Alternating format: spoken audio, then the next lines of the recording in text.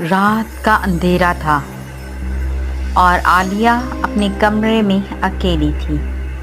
ہر طرف خاموشی چھائی ہوئی تھی، بس ایک پرانی گھڑی کی ٹک ٹاک سنائی دے رہی تھی۔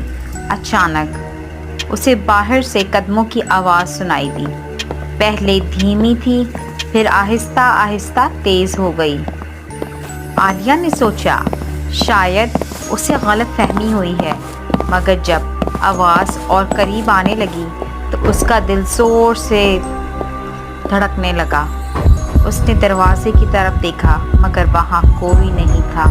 پھر ایک سرد ہوا کا جھونکا آیا اور دروازہ خود بخود کھل گیا۔ عالیہ خوف زدہ ہو گئی۔ جب اس نے جا کر دروازے کے باہر دیکھا تو سیڑھیاں خالی تھیں، مگر پھر بھی قدموں کی آواز